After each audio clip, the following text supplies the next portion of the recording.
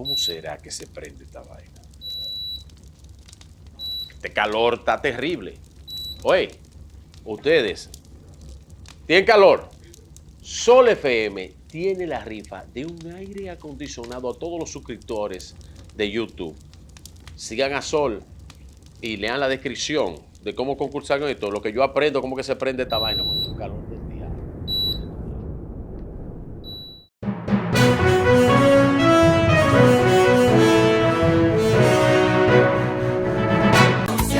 La salida del astro rey, el sol de la mañana, el sol de la mañana, el sol de la mañana, el sol de la mañana. Son 106.5. 7 en punto de la mañana. Buenos días, dominicanos, dominicanas, ciudadanos y ciudadanas del mundo. Julio Martínez Pozo. Los comentarios de los temas más importantes, el programa de mayor influencia de la radio y la televisión nacionales. Buenos días a nuestras audiencias, a la de Sol, a la de Telefuturo, Canal 23, a las personas que siguen nuestros contenidos a través de nuestro canal de YouTube y todas las plataformas sociales. Buenos días a todos y a todas. Señores, muchos temas. Entonces, vamos a ver lo que podemos abarcar. Tenemos el debate presidencial entre Biden y Trump. No creo que hubiera nada trascendental. La tasa de natalidad en RD, que es reducida como en el mundo, que es un tema que hemos venido abordando desde hace tiempo. Hay algo que se llama el minarquismo. Yo le llamo el minarquismo milesiano, le llamo por Milei el minarquismo milesiano, que expande su influencia. Yo voy a explicar con algún ejemplo qué está pasando con eso. Y bueno, la Procuraduría General de la República se mofa, es decir, se burla de los especiales de los cazarrecompensas, de los especiales que han estado pues ofertando y negociando los cazarrecompensas. Y voy a explicar también por qué, a propósito de algunas cosas que dijo en el día de ayer la honorable Procuradora General de la República. Entonces, hubo otros temas que los dejé fuera ahí porque dudo que el tiempo me permita abarcarlo. Pero empecemos por el debate presidencial en los Estados Unidos en el día de ayer y explicando las razones por las que el presidente Biden acude a un debate. El presidente Biden no tiene absolutamente nada que buscar, nada que ganar en un debate, pero estaba en la obligación de acudir al debate, porque el debate es parte de la tradición pues de ese país, que en términos inmediatos se asocia al auge de la televisión. Inmediatamente cuando se refieren a los debates, vamos a pensar en aquel debate icónico entre Kennedy y Nixon en el 60, pero los debates se hicieron populares a través de la televisión porque los debates existían. La televisión popularizó lo que ya existía. Primero eran debates radiofónicos, pero antes de ser radiofónico eran debates. Antes de ser radiofónico eran debates. ¿Ustedes creen que Abraham Lincoln se instaló en la presidencia de la República sin ir a un debate. Él fue a un debate con Douglas, que era el aspirante con el que él se enfrentó, y eso fue en el 1858. En el 1858, es decir, que los debates no empezaron en los 60 con Kennedy y Nixon, son parte de la tradición política de ese país. A diferencia de los debates que presenciamos ahora, aquel primer debate consistía en que los dos candidatos se fajaron a hablar una hora, a explicar su propuesta. Después tenían media hora para rebatirse. Y el escenario era un público. El escenario era un público como se hacían los debates. Como se hacían los debates, y bueno, en la medida en que fuimos acompañándonos de un desarrollo de los medios masivos de comunicación, ese debate se transfirió a la radio, ese debate se transfirió a la televisión. Lo que tenemos a partir de la televisión, a partir de lo que Sartori va a definir como el homus videns, entonces hay una variante en la que ya lo importante o lo más importante no está en los planteamientos, no está en el contenido. Lo que la televisión aporta a los debates es que en el debate va a jugar un papel importante la imagen. La gente no se va a fijar tanto en lo que usted dice, aunque se fije en lo que usted dice, sino se va a fijar en cómo usted lo dice, cómo usted luce, cuál es su lenguaje no verbal, etc. Entonces, desde ese punto de vista, se sabía que Biden tenía desventaja.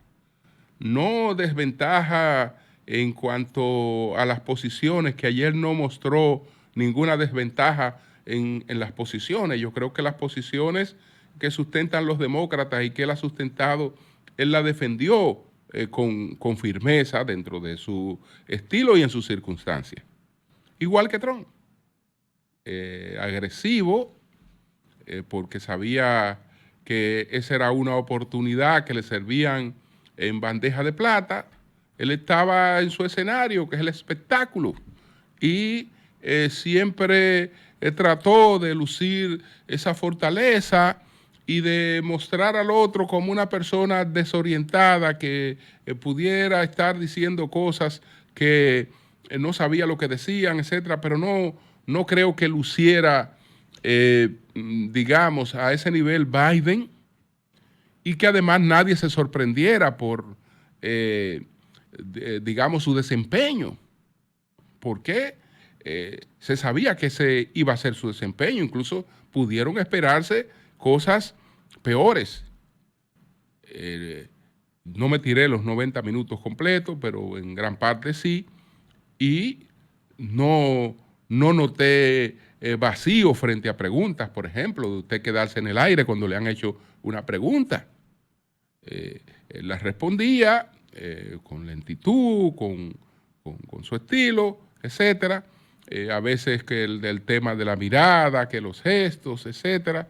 Pero ahí está ese debate, y no creo que en términos de las posiciones arrojara ventaja para nadie. Trump manejó las posiciones a las que está aferrado, a las que está sacando provecho, y Biden por igual. El tema del aborto con Roe versus Wade, el tema de la expansión china, que el tema de la economía, que el tema de Medio Oriente, que Ucrania, que Putin, que todas estas cosas ellos las manejaron en función de posiciones que yo creo que fueron explicadas desde la óptica de cada quien. Entonces, Biden acude a este debate porque habría sido peor no acudir. Habría sido peor no acudir. Y acudió al debate porque un presidente de Estados Unidos no le puede rehuir a eso que ha existido desde que prácticamente esa democracia se constituyó. Ha existido el debate en distintas formas, en distintas expresiones. Entonces, inmediatamente, bueno, ustedes saben que ayer se dieron a conocer los datos de nuestro último censo y uno de los hallazgos es la reducción de la tasa de natalidad. Es decir, que en la tasa de natalidad nuestra está en 1.11%. 1.11%. ¿Qué quiere decir eso? Nosotros estamos bordeando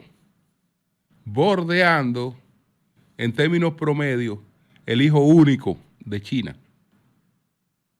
El hijo único de China, aquella política del hijo único que estableció China, de la que después se arrepintió porque adoptó esa política del hijo único en un momento en que la tesis malthusiana todavía tenía mucha vigencia, pero en el momento en que China adoptó la política del hijo único, resulta ser que ya se experimentaba un descenso de la natalidad por razones distintas. Una de esas razones es el estado del bienestar, con las políticas de seguridad social que aparecieron desde Alemania y se expandieron. Es decir, el tener un hijo o el tener varios hijos, los hijos eran la pensión del viejo. Los hijos eran la garantía de la vida futura de los viejos. Por eso había que tener sus hijos para uno tener quien lo atendiera en el futuro y quien le ayudara en el futuro. Después está el tema de la urbanización. Es decir, cuando el mundo dejó de ser un mundo rural y se ha convertido en un mundo urbano. Eso ha traído un descenso en la natalidad. El descenso en la natalidad también está acompañado del rol distinto de la mujer, tanto en la economía como en la educación, como en la familia. Esa es una tendencia mundial muy preocupante. Muy preocupante. No hay planificación de política pública en el mundo donde ese tema hoy no ocupe un lugar importante, porque aunque Elon Musk, aunque otros hablan de que la producción quedará a cargo de inteligencia artificial y de robot. Entonces la gente va a tener una renta básica universal. Y todo el mundo se va a conformar a vivir de una renta básica universal y de que la vida es la vida. Eso es totalmente... Bueno, nadie cree seriamente en esa posibilidad.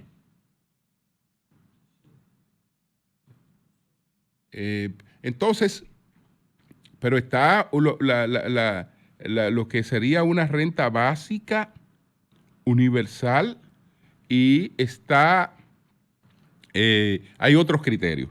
Entonces, en definitiva, esa es una tendencia y nosotros la hemos registrado en nuestro último censo. Voy a reproducir parte de lo que ha recogido esta reseña que tengo aquí de Valvieri Rosario, de El Diario Libre. La tasa de crecimiento de la población dominicana ha experimentado un declive desde principios del siglo pasado hasta llegar a 1 con 1.11%, según el informe que presentó ayer la Oficina Nacional de Estadística sobre el 10º Censo Nacional de Población realizado en el 2022.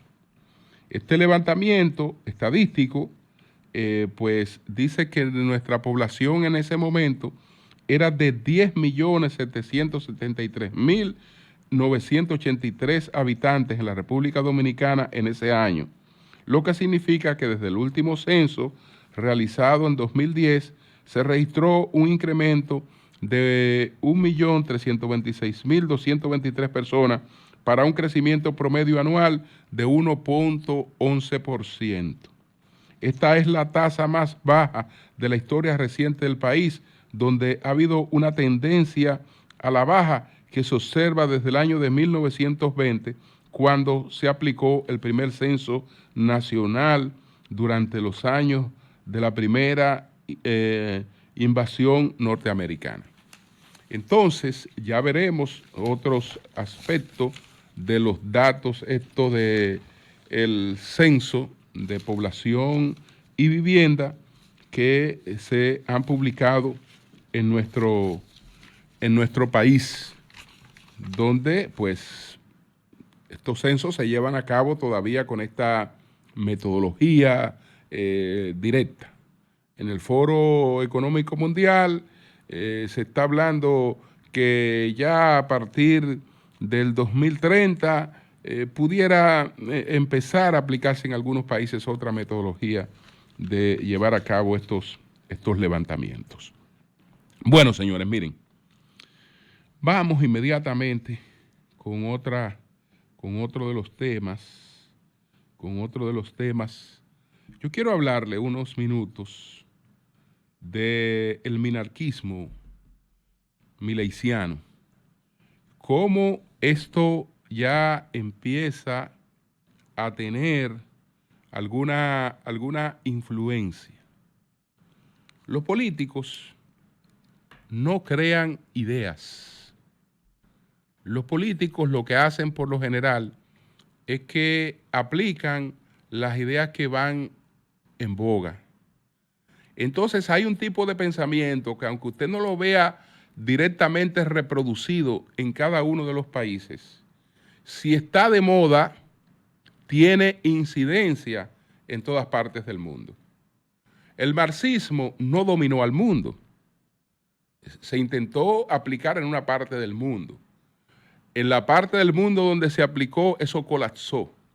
Pero que eso haya colapsado no quiere decir que no se haya quedado la influencia del marxismo. El estado del bienestar, con sus políticas sociales, en gran medida, digamos, que recoge las influencias ideológicas del marxismo.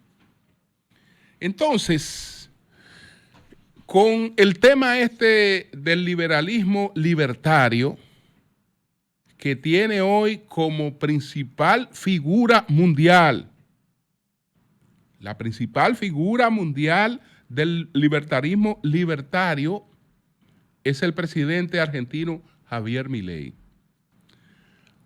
El viernes pasado hablé de el sustento ideológico, sociológico, de dónde parte esta deriva más radical del neoliberalismo, que es el libertarismo. Y hablábamos de los aportes de Robert Nozick en ese sentido. Entonces, miren, Nayib Bukele anunció ayer una despedida, una cancelación de 300 empleados del Ministerio de Cultura. Él está diciendo que porque las políticas culturales no se corresponden con la del Estado. Pero eso está dentro de un plan de reducción del Estado. Eso está dentro de un plan de minarquismo. ¿Por qué? Porque el libertarismo se divide en dos tendencias. Está el anacrocapitalismo y está el minarquismo. El anacrocapitalismo plantea la supresión total del Estado.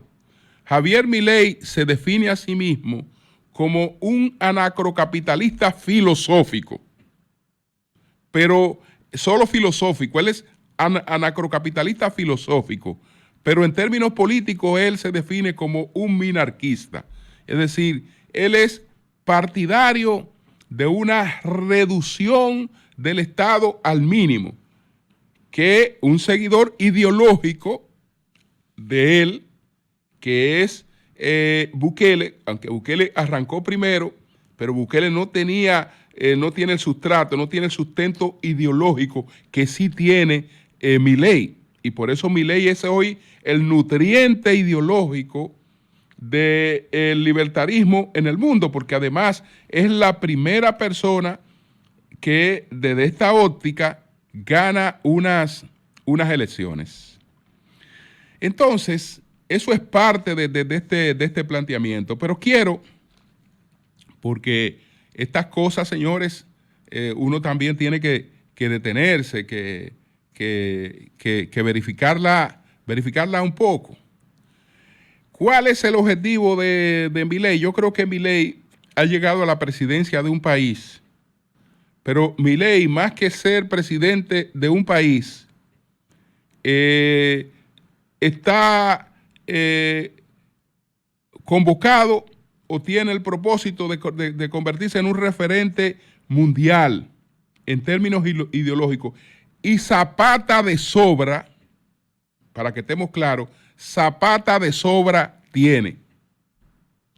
Milei es fundamentalmente un matemático, uno de los principales matemáticos de América Latina, y es uno de los más, refutados especialistas en crecimiento. Y en términos del sustento de sus posiciones, difícilmente haya un economista de los llamados progresistas que se le pueda parar al lado a discutir nada, porque lo primero que tiene que hacer es una revisión. ¿En qué está basado, por ejemplo, el progresismo en Keynes? ¿Qué ha hecho Milei con Keynes?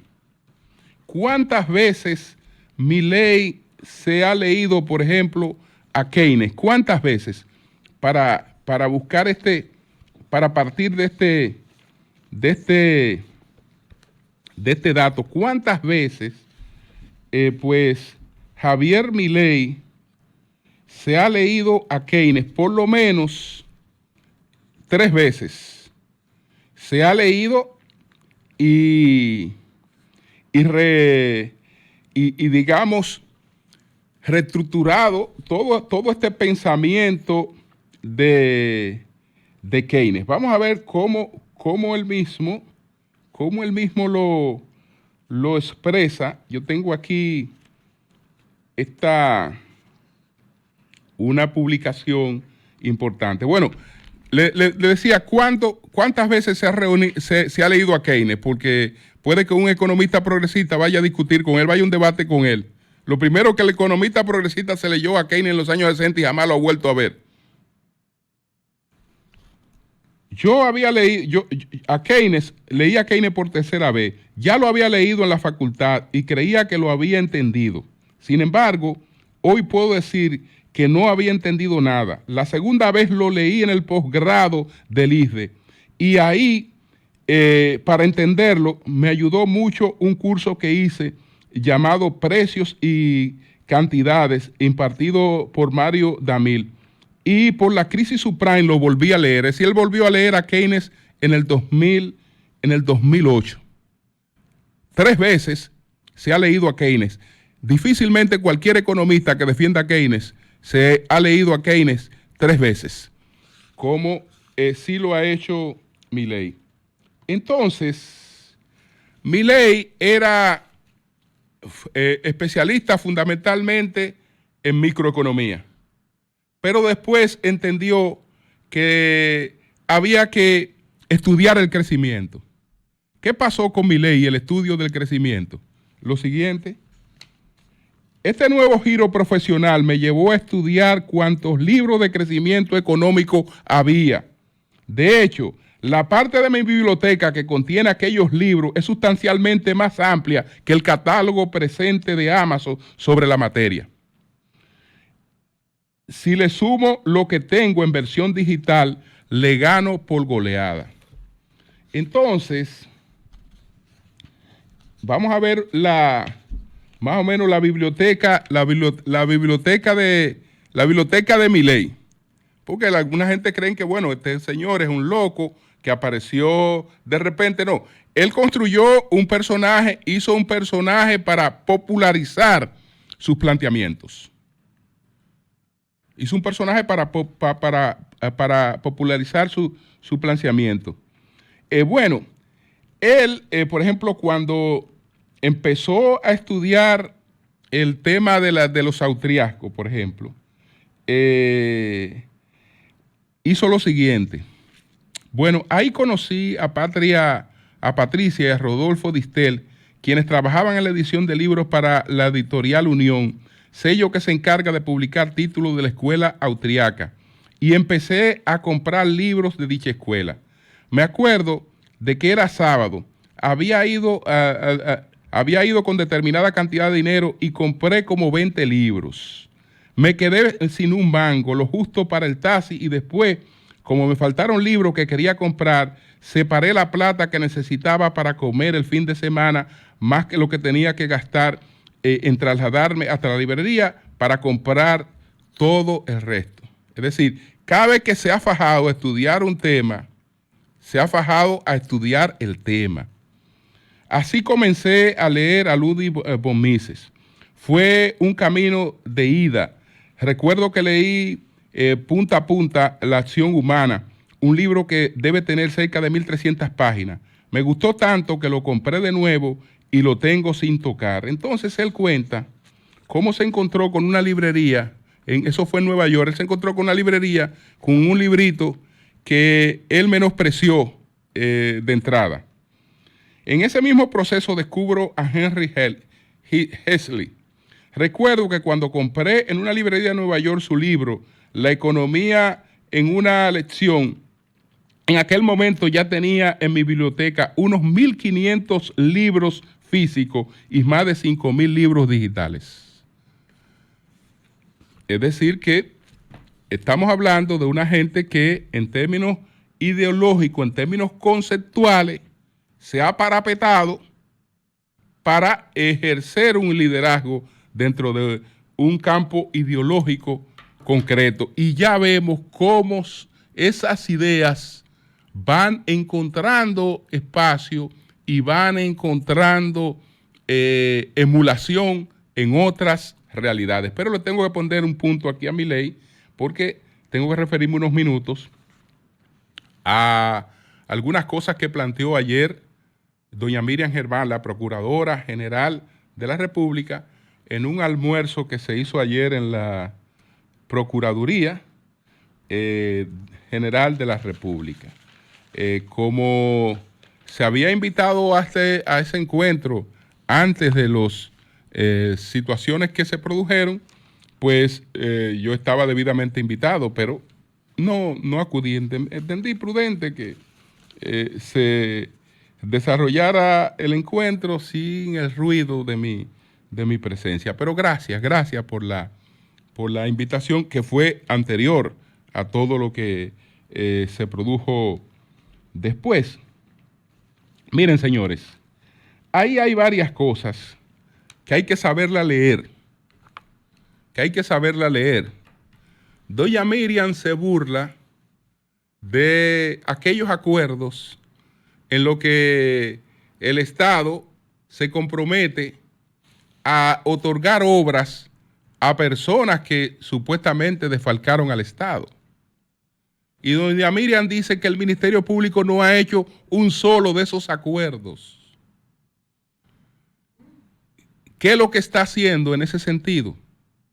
Ahí lo que está es denunciando que esos acuerdos lo han llevado a cabo los abogados cazarrecompensas. ¿Por qué? Porque una cosa es usted decir que el Ministerio Público no ha hecho esos acuerdos y otra cosa es negar la existencia de esos acuerdos. No se puede negar la existencia de esos acuerdos porque esos acuerdos están. Entonces, ella dice, bueno, que incluso lo tomó como un chiste. ¿Y cómo es posible que se atribuya que nosotros vamos a suscribir un acuerdo planteando que a gente se le va a pagar con obra? Es decir, ella está burlando de eso, se está mofando de eso. Ella en cierta medida está corroborando que eso es escandaloso. Que eso es escandaloso.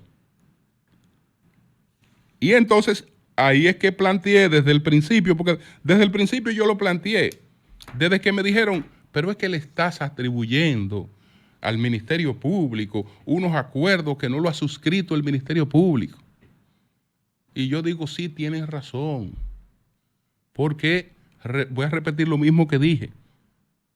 Pilato estuvo totalmente ajeno a la condena del judío que proclamaba la llegada del reino de Dios. Pilato no condenó a ese judío. No lo condenó, es verdad, no lo condenó. Está totalmente ajeno a eso. Sí, es verdad. No es el Ministerio Público el que ha llevado a cabo esos acuerdos. Incluso si ustedes vieron ayer que 2 de los acordantes del Ministerio Público expresaron más o menos sus acuerdos para establecer cierta distancia y cierta diferenciación con los otros acuerdos que sí se han llevado a cabo. Y que están ahí. Yo no me voy a poner, señores, a citarle cosas que ya les cité, o a incluir nombres de nuevas empresas, o a plantear una serie de cosas, porque ese no es el objetivo, pero eso está ahí. Eso está ahí. Entonces, aparentemente, alguien tiene que revisar aquel criterio en base a los cuales se designó una comisión, designaron abogados que su ganancia está en acordar. Su ganancia está en acordar y entre más abultada sea el acuerdo, mejor es su ganancia. Entonces, el Ministerio Público lo que está diciendo, no es que no hemos sido nosotros. ¿Y cómo es tan injusto con nosotros si no hemos sido nosotros? No fue Pilato que condenó a Jesús, repito. No, es verdad que no fue Pilato que condenó a Jesús. Nada que ver con la condena de Jesús, Pilato. Todo el mundo lo sabe. Entonces, por otra parte, se burla de sí misma porque al burlarse de eso, hay otra cosa que yo pudiera hacer en estos momentos. Pero ¿y cómo que usted se burla de eso cuando hay empresas que han sido beneficiarias de esos acuerdos en los que hay compromisos de responder a la responsabilidad que tienen del Estado con obras futuras y esas empresas han contratado con la propia Procuraduría? Es decir, empresas que la Procuraduría presenta en el caso Jan Alain como empresas que supuestamente han estafado al Estado. Incluso la Procuraduría ha llegado a acuerdos con esas empresas. O se ha llegado a acuerdos con esas empresas. Esas empresas, o por vía de los cazarrecompensas, se ha llegado a acuerdo con ellas. Esas empresas han pagado un monto. Mira, que se han inventado una ley de soborno que no es la ley que estaba vigente. Porque la ley de soborno, si usted supuestamente sobornó por 100 millones, como ocurrió con Odebrecht, usted tiene que pagar el doble. No, eso es un dame lo que tú puedas. Y lo otro te lo arreglamos a largo plazo y ponemos al Estado a pagar por ti. Entonces, empresas que han estado en esa situación, señores, han contratado con la Procuraduría. Yo tengo los casos aquí. Que alguien se atreva a decir que empresas que han estado en esa situación no han contratado con esa Procuraduría. Entonces, ¿cómo que usted me va a decir, que yo no estoy de acuerdo con eso? ¿Y cómo que usted ha contratado y le ha pagado a empresas posteriormente a esos acuerdos? Entonces, ¿usted está de acuerdo con eso? Claro que usted está de acuerdo con eso porque usted lo ha hecho, porque de lo contrario usted se parará en dos patas. No, espérese un momentito. ¿Y cómo es que Yo le estoy diciendo al país que yo estoy sometiendo a esa empresa y que le he sometido porque defraudó y después yo me voy a aparecer contratando con esa empresa. Señores, están esos casos. Están esos casos. Están esos casos. Mi papel aquí no es estar tomando nombres de empresa a cada momento y lanzando nombres de empresa. No, ese no es mi papel. Pero están los casos. Están los casos. Y sobre el documento, ella dice que tal vez no tuvo la redacción adecuada, etcétera, etcétera. En definitiva, está reconociendo el error. Está reconociendo el error. No que lo que se quiso explicar como que tenemos problemas de lectura comprensiva, que se leyó mal, porque eso estaba dirigido supuestamente. No. Todo el mundo sabe a qué estaba dirigido eso. ¿A qué estaba dirigido eso de manera concreta? Y lo otro es una denuncia. Lo otro es una denuncia porque yo no sé, los medios estamos un poquito conservadores y qué bueno porque tenemos que un poco ayudar a la sociedad, pero caramba. ¿Y quién fue que dijo ayer que está en un sitio donde se entera de muchas cosas que pasan por la prensa? Usted puede estar en un sitio donde usted se entere, usted sea lo último que se entere de la cosa, usted se entera cuando están publicadas. Eso es una denuncia y es grave esa denuncia. Pero veo que eso no se ha tomado así, eso se ha tomado como un chistecito. Bueno, qué bueno. Cambio y fuera.